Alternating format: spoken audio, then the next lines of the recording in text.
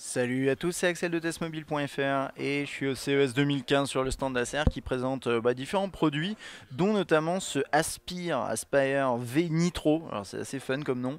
Et en fait c'est un NAS, on va dire. Oui, c'est ça en fait.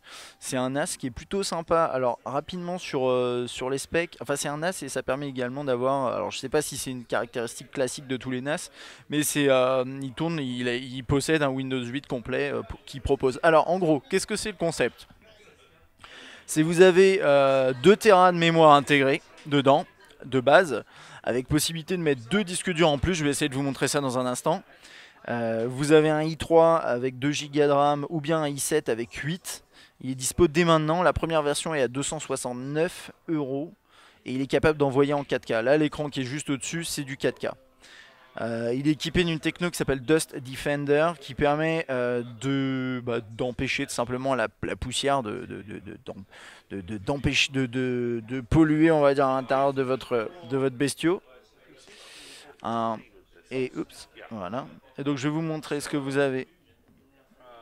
Donc à l'arrière, on a 4 ports USB, on a un RJ45, on a un HDMI. Après, je sais pas ce que c'est. Après, c'est un jack, non? C'est un jack juste en dessous. Voilà. Et donc en gros c'est comme un petit PC, mais plutôt en mode NAS et avec la possibilité de mettre 2 disques durs. Alors, attendez, je vais vous montrer ça. J'ai nous le montre juste à côté, donc j'en profite. Voilà. Vous pouvez l'ouvrir. C'est en hot swap avec possibilité de mettre 2 disques durs. Donc voilà, vous le voyez. Toc. Donc c'est les petits disques durs. Je sais plus exactement le format. C'est les mêmes disques durs si vous voulez que pour un laptop par exemple. Et c'est pas des voilà, vous le voyez ici. Donc en gros, vous en avez un déjà intégré avec 2 Tera et vous pouvez en mettre juste 2 en plus. Donc vous pouvez monter potentiellement vachement haut. Vous l'avez en noir et en blanc, là vous le voyez. Et sur le dessus, vous le voyez peut-être, il y a une petite fente, c'est pour mettre une SD. Voilà, ça fait pas trop de bruit, j'ai l'impression, malgré le fait qu'à mon avis il y a quand même un ventilo là-dedans parce qu'il n'y a pas trop de choix et en plus il y a des disques durs, tout ça. Mais c'est pas inintéressant. C'est pas inintéressant. Ça tient bien. Plutôt design. Voilà, ça ressemble à ça. Et donc voilà, on le voit ici par exemple avec, c'est même pas par exemple avec ça, ça permet de contrôler en fait avec une télécommande qui est proposée à côté.